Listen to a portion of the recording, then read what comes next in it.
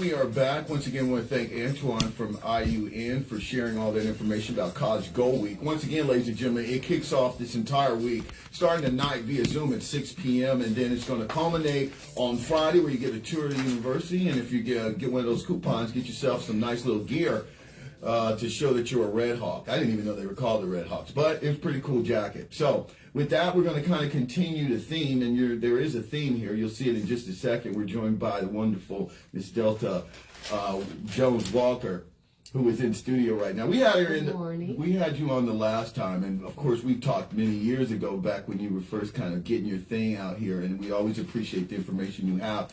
And you're kind of tying this in. I'm going to ask you some more questions, you know that, because I like to pick your brain. But let's go ahead and start off with what students, or at least the parents of some of these scholars, maybe the scholars themselves who are listening, should know as we kind of get into this this period of time. Okay, good morning, Jeff. I would like to first put my disclosure out. Yeah, please. Okay. I would like you all to know that securities and investment advisory services offered through Woodbury Financial Services, WFS, member of FINRA and SIPC. WFS is separately owned, and other entities and or marketing names, products, or services referenced here are independent of WFS. Insurance services offered through Atled Financial Group at 3801 Ridge Road, Highland, Indiana, 46320. So, Jeff, yes. I would like to piggyback off of your previous guest. Yes. Now is the time that we really need to focus in on student loans, student loan debt, preparing to get student loans. Yeah. Because of the fact, it's like, I guess you could say, a ripple effect. Yeah. Student loans, I guess you could say the reprieval or the forgiveness. The forgiveness. They forgave $39 billion. They did? Or did it get, I thought it got held up. It went through? There were some loans that were forgiven. Okay. They had already hit the crunch line, the last final segment, and they were forgiven. Okay. However, there are other people out there that now their loans are due. Right. Because their 6-month reprieval process has expired. And so a few things that I want to put everybody on topic, and the first thing is, you get your notice, please pay it. If you're not able to pay it, call them and set up a payment program. They have these based on your income levels, right. Income driving repayment plans. Start with that, because of the fact I've had some individuals that have started the process, but as a result, based on their income, they're not able to pay the monthly amount that's offered or owed, and in result, when they did the repayment plan program, as a result, they had a zero payment plan that they were required to pay, and they have to be reassessed every 12 months. So I tell everyone, just call them, see what they say, see what they have to offer you, because they're willing to work out a program for you. Because this right here could be a maker and breaker in regards to your credit worthiness. Yeah. Because if you have a bad mark on your report in regards to your student loan, it'll take you forever to get that resolved. Now let me ask you this: as we're talking about these, the payments starting to kind of restart on the student loans, I also read somewhere that some people who are now starting back up again might be dealing with a new issuer or a new entity than the one they were previously dealing with before, like COVID and all that shut it down. Is that true? That is true. Yeah. What they have done is they have decided to use another establishment as well, because the previous, they call them Navient. Right. In result, the loan interest rate that they were charging was astronomical. Yeah, it was a floating rate. Yeah. So in result, they have another entity that's going to be pretty much sponsored by the government to kind of take care of that responsibility of the student loan debt. Nice. We're talking with Miss Delta Jones-Walker. She, of course, is here. She's a wealth of information in the financial world. We're going to pick her brain on some other things, but right now we're kind of dealing with some student loan and getting some student aid for scholars out here who are thinking about going to get higher education. And so, as you said, there's some deadlines that we should be aware of. Yes. First and foremost, the students that are currently enrolled in school, or the kids that are seniors now getting ready to prepare to attend school in 2024. Right. As a result, they need to complete their FAFSA forms. And in completing their FAFSA forms, they're going to need their mom or their dad or their parents' assistance to help them in the process, because they also ask for all of the aid that would be coming from the parents to determine if you are eligible to receive a larger amount of income dollars coming in from the government, or a smaller portion because of the fact that your family can support you financially in the college realm. Now, answer this question, because I'm not familiar with it, but you hear a lot of stuff, and I even remember when I was in college and getting ready to finish college, you used to hear, like, if you're going to grad school, you need to go the next year because there's a certain period of time after you graduate, then your student loan payments are due. Now, kind of answer that, because there's a lot of stuff out there that people get a little confused with. It's a mixed review. I tell people all the time, you're already in the groove, so just continue on and finish out. But I can understand, because some people will tell you, it was hard for me and I need to take a break. I'm going to go back, but I need to take a break. Then you have others that say, financially, I just don't have it. Because when you are getting your post-education, as a result, the first 4 years, you can get pretty much any kind of student loan, or you'll get aid. But when you complete the post 4 year and you're going for a graduate, there is no free aid out there. Everything that you get, you're going to have to get it on a loans base. And then they have a lifetime credit act that you are able to utilize, but it's just a credit. It's not like they're giving you money. And you have to spend up to $10,000 to get a $2,000 credit. So 20% credit. So in result, it's almost like the game plan here is know your information, know your level of comfort, and know what works best for you at the time. And if you feel like, I'm going to enroll, but I'm just going to take a class now and a class next semester, and then my second year out, I'm just going to go back full time. Whatever floats you. But at the same time, you have to look at the dollars that will be assessed you. Now, while you're doing that, keep in mind, if you have previous student loan debt, that debt is going to be due unless you defer it. In order for you to defer it, you have to be you have not been placed in a job. B, you have a job, but the income dollars are just not, and you've reached out to them and you just say, I want to defer it, and make sure that you you're reaching the stipulations that they are requiring for you to defer it, because the rules have changed. Before, you could just call them up on the phone and say, I want to defer it, and they were like, okay, we're going to defer it for 6 months.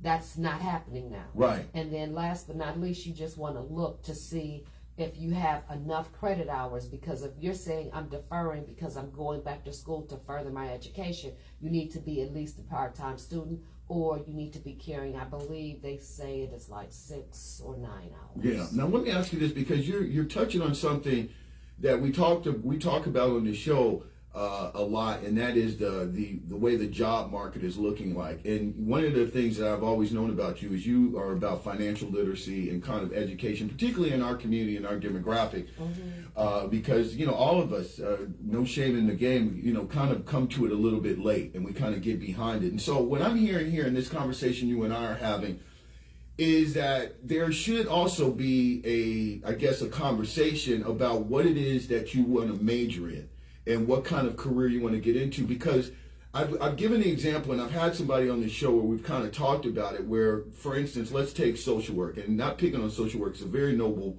profession, but if you were to go to a school, let's say Stanford, you wanted to attend Stanford, and you go get social work, when the average social worker with a 4-year degree kind of comes out with 54 grand or something starting, you're kind of in debt, you're kind of underwater compared to what you can make without having to go back and maybe getting a master's, and then maybe even going farther than that, or maybe changing professions altogether. So would you, as a financial advisor, as somebody who talks literacy, should that be something that a young person or kind of looks into navigating before they go and put themselves on this hook for a student loan debt? I would agree. Yes. And I tell people, it's like a two-way street. You need to do something that you feel passionate about and you feel comfortable in. You have a great job and you're making great money, but you hate going to work. Now we have this mental awareness where people are depressed. and they're depressed because of the fact they hate what they're doing. They're making great money. Yeah. But they're depressed. They can't get out of bed in the morning. They can't wait till it's dark again. And so there are many, I guess you could say, other issues around that. So I tell people all the time, first you need to follow your passion. If you in turn enjoyed sewing throughout your life and your grandmother taught you and you took all the home economic courses and now you want to be a designer, okay, then as a result, that's your track. Right. If you say, you know what, I'm going to come off that track a little bit, I'm not going to be a designer, but I'm going to be a consultant in the designer arena. Right. Okay, that's your passion. So really know yourself in the inside, study yourself. That's the first thing.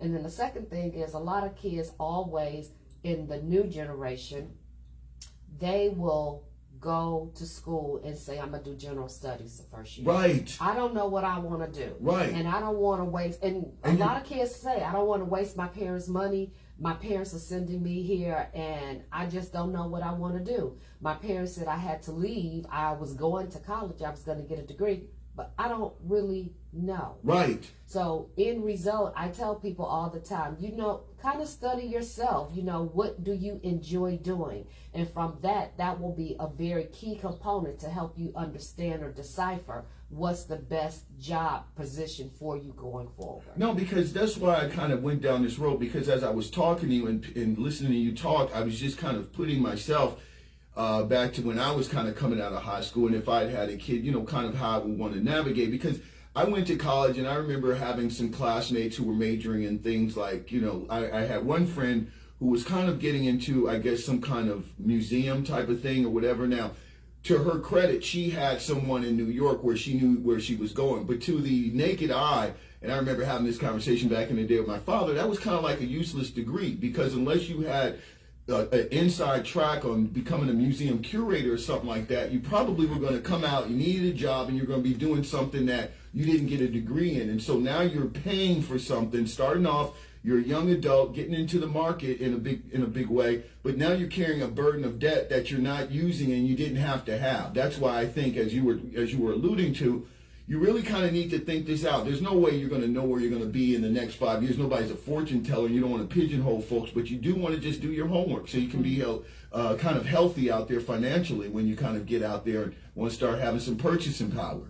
I had one of my colleagues. Yeah. She referred a lady to me, and the lady did not come to me to be a client. She came to me because her daughter wanted to go to Howard. And not only did her daughter want to go to Howard, her daughter wanted to major in finance, and she wanted to be a financial advisor. So she wanted her daughter to shadow me the second semester of her senior year so that she could really understand the dynamics of what it was I did. So the conversation, we went from the very beginning, I shared with her, and I was, raw and uncensored, but I was professional with it. But long story short, I just kind of let her know, this is the discussion that I'm having with clients now, and you are a listening ear to. Right. These are questions, these are conversations that are not held around our table. Yeah. The average table. Right. But your colleague in a university status, if you went to another university, as a result, they probably can tell you about their parents' portfolio, their grandfather's portfolio, and they've had it laid out for them. They've had it laid out. Yeah. Every year at Christmas time, I got McDonald's stock, or I got some Boeing stock, or I got some Disney stock.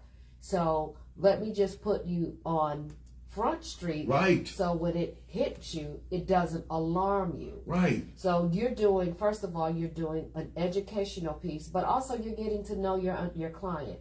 I can't come to you and just say, okay, Jeff, you need to buy 100 shares of McDonald's stock. A, I don't know your risk tolerance. B, I don't know what kind of financial situation you are in. I don't really know you. I need to get to understand the client. I need to know their situation. And then I need to know your goals. From knowing your goals, then I can do I can analyze your situation and say, okay, what if point A happens? Do you have a backup, or are we going to be scrambling and we have to come out of the positions because of the fact you don't have anything else in play?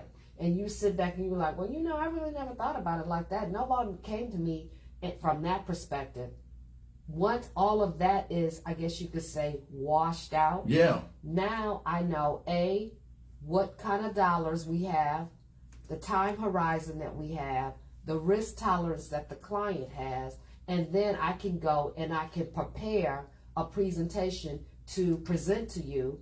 I can go through the process I guess you could say I can develop a presentation to present to you. And after I present it to you, I'm not presenting just one thing, I'm presenting two, because I don't want to overbearing you. Right. And in doing that, that gives you the opportunity to sit back and say, well, Delta, let me ask you, what's the disadvantage for me doing A? Or what's the advantage of me doing B? Now I'm engaging you and you're becoming more versed in developing your portfolio. Yeah. And then from the completion of that, you say, okay, I'm gonna go with plan A. Right. So now we're gonna implement.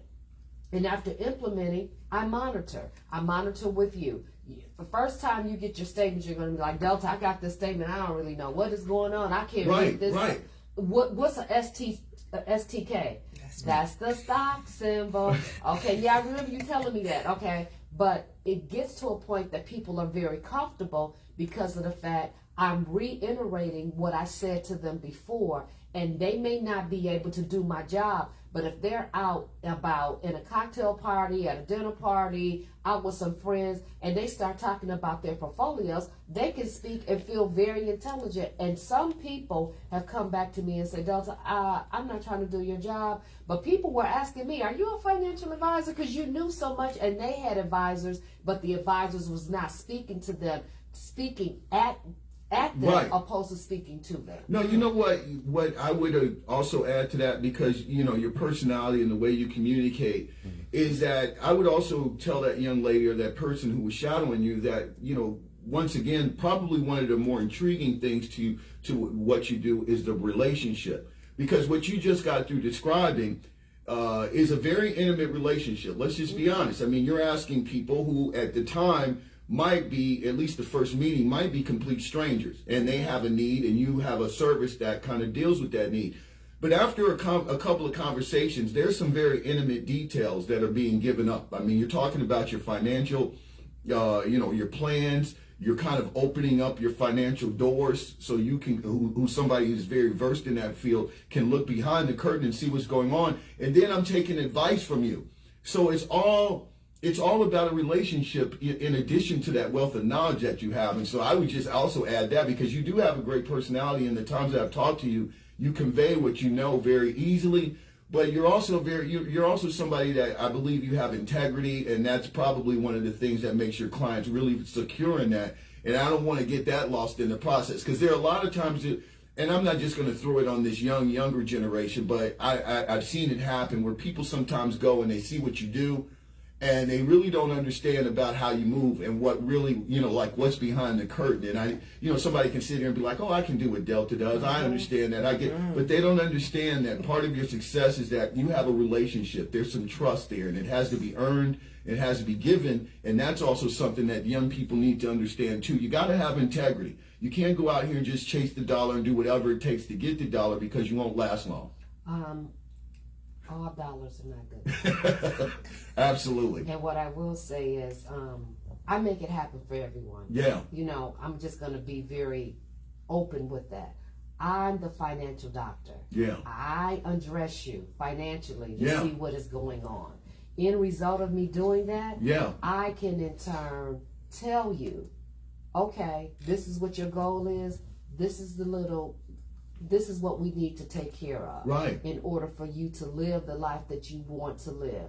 And in doing that, so now you can go to any doctor you want to go to. If there's a health ailment, you go to any attorney you want to go to get your financial plans in order, your power of attorney, your wills, your trust, your CPA. You go to any CPA that you want to, because of the fact, you can afford it. Right. It's not like I have to take, and I'm not criticizing, so please, listening audience, don't take this wrong, but some people will come across and they will say to me, Delta, well, this is all I had. I had to go with this person, and I really feel like I knew more than they knew. Right. Well, if your finances are in order, you can pretty much dictate where you're going because you are financial aware and you are financially prepared to take care of the responsibility to pay that individual. And that's why I said it's about relationships, because there are people out there that feel kind of intimidated having to kind of open up or maybe even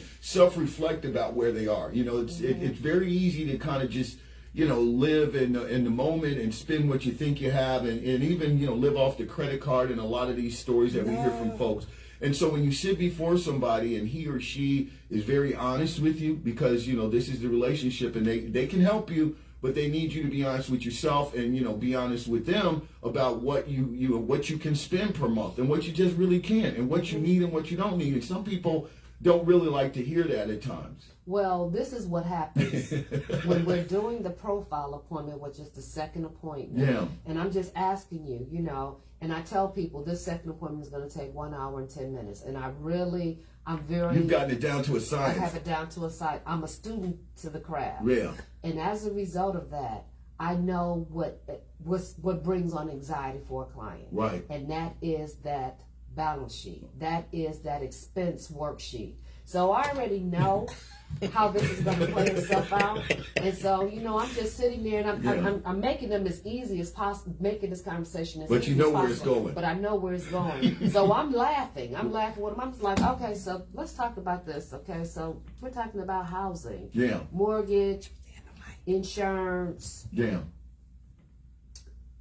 What do you spend? And I said, and so they'll tell me that real quick. And I said, okay, you got a cable bill? And they said, yeah. I said, do you have anything for lawn care? And they'll say, yeah. So they're telling me everything. I said, okay, is there anything I'm missing in regards to housing? And they'll say, oh, my cell phone bill. I said, oh, that's coming. Yeah. And so we get that done. And so as I'm talking to them, I'm writing everything down, adding it up.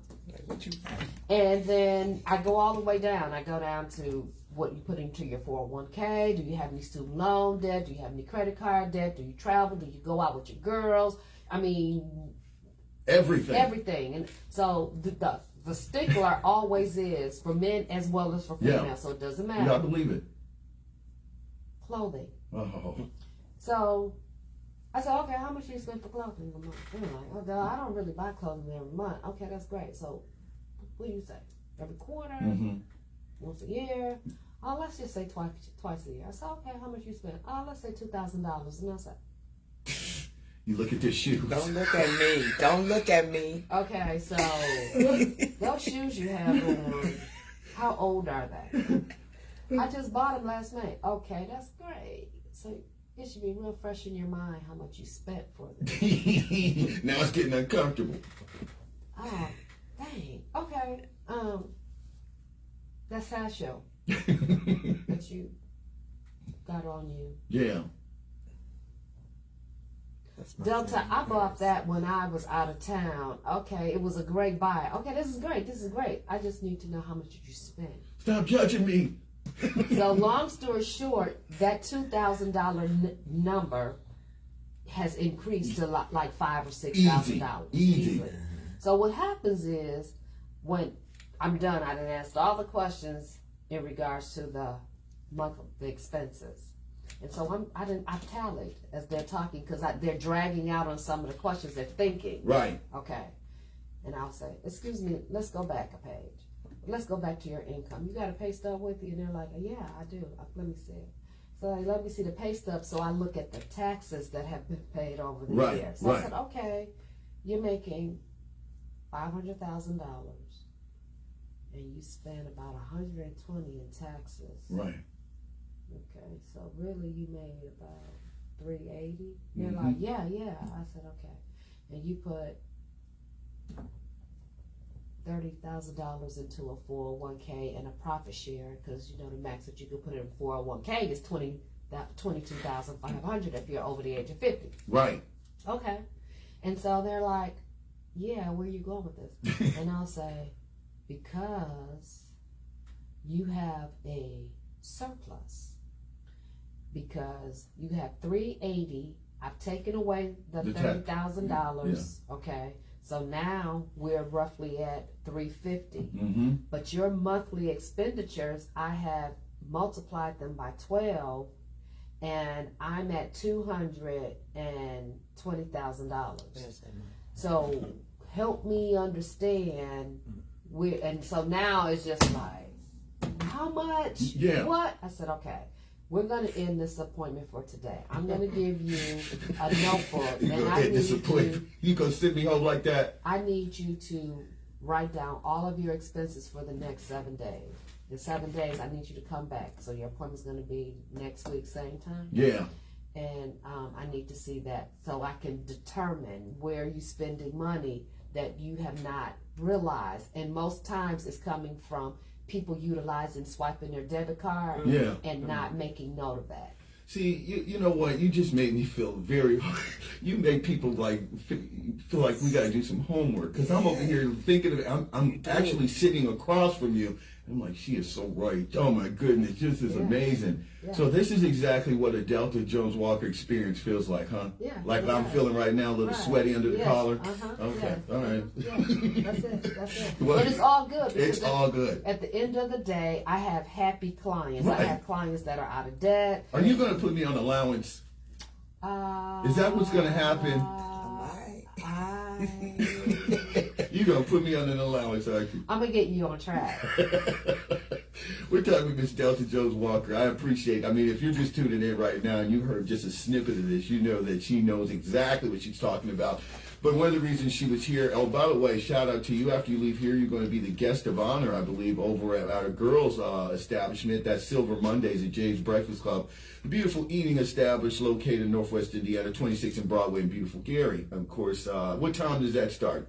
Immediately after here at 10 o'clock. Yes. So you're going to be the guest speaker today, giving financial literacy to all those ladies over there? We're going to talk about 529 plans because there are going to be a lot of parenting. Yeah. Grandparents wanting to give money to their children, their grandchildren rather, their great-grandchildren to go on to college. And I want to go over the gifting process. Mm-hmm. What is the easiest way to give the money to them? Do I have any control over the money once I give it to them? So I'm going to give them a few options, let them know that the max that you can put into a 529 plan in a given year as a gift is $17,000 that you don't have to show any record of. It's just, I gift somebody $17,000. Now, let me ask you this. I know you got to get ready to go in just a bit, but this is obvious. I want to bring you back for this because this is something that we also talked about on the show. And I know you've talked about it when I first met you over at the other place. This is one of the things that you were bringing up, and that is about, financial literacy and quote unquote something that we throw around in our community, generational wealth. Now, once again, going back to, different ways people come up and different demographics of their exposure to the things. I grew up around some friends who, their parents kind of had it laid out. Things were, let's say, for instance, and I talked with my good friend Roland, Dr. Walker, about this, but you look at certain communities, and let's say, for instance, there is a father or a mother even who has a medical practice, and let's say they have 3 kids. I like to use this experiment. One of those kids is going to be kind of corralled into going into medicine, whether they are kind of by osmosis because they want to do what mom or dad does, or just because they're going to nudge you towards that because the family wants the practice to continue. And they're going to also try to encourage that child who goes into the practice to have those very same values. Maybe 2 of the kids go into practice, but at the very bare minimum 1. That's kind of what I've always seen when it came down to generational wealth. And in essence, there's always been this kind of responsibility to kind of manage and maintain, and if you can, grow it. But at the bare minimum, you don't lose what your parents or your forefathers have built. How important is that to kind of get into our kids now? Because it seems as if our community, and I'm not talking about everybody, obviously, because we know of cases in which what I just described does exist.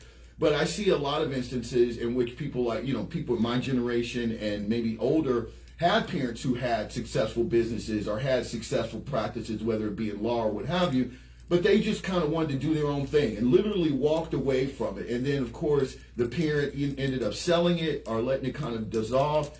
And then now you have that other part, that other piece of the generation starting it all back up again. And then they have kids, and then their kids want to find and do what they want to do. And we have this perpetual cycle where we're not building generational wealth. What do you say to that? I know we can talk about this at another time, but I wanted to just pick your brain a little. Well, first and foremost, everything that you said, you're so on target. And what we don't realize is that if the child does not want to go into the industry, the business, what you need to do is you need to sell it while it is still thriving. Yeah. And you could take those dollars and you can invest them to start generational wealth. Right. Another arm. Yeah. So there are many components. It's not just the business per se. Right. It is arms of the components. So if it is a very good establishment within the community or just And you within know the early region, on your kid doesn't want to be a and part you know of it. early on, you need to, start very early putting fillers out there Yeah. that I'm going to sell my practice. I am looking for someone to purchase my practice. And I'll use myself as an example. As a result, in our industry, when you are a big Firm. producer, Yeah. okay, you might not see a whole lot of people that look Like minority. Right. Okay. So in result, there's a meeting that I have to go to. Normally it works out to be like twice a year. They call it the Elite Producers meeting. Right. In result, there's only 2 people in there. Okay, me and this other guy, well distinguished, has a practice in the metro area. Right. And so he and I, we would always talk. And so in result, he says, "Why do you always call me Mister?" And I'm like, I'm respecting my elders because I knew he was older than me, but I just didn't know how old he was. Okay? So he said, "We need to talk." Right. And I said, "Okay, no problem." And every year he would tell me that. He has been telling me this for like 5 years. Yeah. And so last year he calls me. He says, "Hey, Delta," and I said, "Yes." And he said his name. And I said, "Oh yeah, how are you?" He said, I'm fine. He said, "I need you to come to my home. I would like to sit down and have a conversation with you." I said, "Okay, no problem." So he gave me his address. We scheduled an appointment. I went to his home. Met his wife. His wife is one of my sorority sisters. And so he said, "Look, Delta, I'm going to get straight to the chase with you. I've been watching you. I see how ethical you are with your business." He said, "You're a big producer." He said, "And I'm going to retire. And I have been looking for someone to pick my practice, to continue on my practice. But I wanted someone that was like us, Right. talking to our people." Yeah. And I said, "Okay." So he said, "I want you to come back."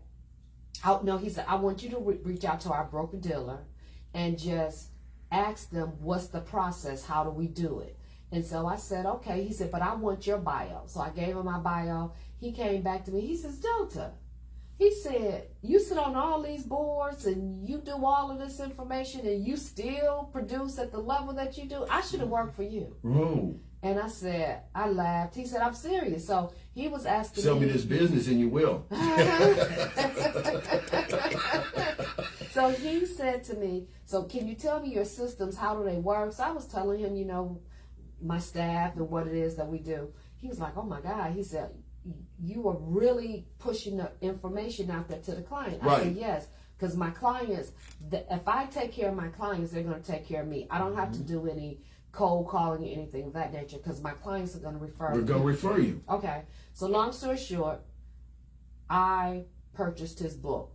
Okay. So as a result, opposed to him just, I'm retiring. Just throwing it out there. Just throwing it out there. Then now the people become orphan clients. They have an advisor. They have another advisor. That was handed off to them. Right. As a result, him selling his practice to me, he made money out of the deal opposed to just giving the book back. Exactly. As orphans to. And he kind of kept the business intact. He just kind of transferred it over and handed it off to you and added it on to you. But as I said, there was a relationship and it didn't just go out into the ethos to kind of dissolve and have those clients have to go and be part of somebody else, find a new home. I mean, he kind of kept it intact. And he reached out to all of his clients. Yeah. So he reached out to all of them. by phone because he said, I really would like to come see you all. However, I'm sick. Yeah. I can't do it. So they knew he was sick because of the fact they said he could have a cold. He's going to come see you. Right. Okay. So then after that, I said, okay, well, if you can't take me to see your clients, and normally I would have preferred to have done a reception so they could have That's met. what I was going to ask you. Yeah. So what I did was I created a letter with his face on it, his picture. Yeah. And then as a result, I put my bio behind the letter. So they were able to see my face and everything that I've done.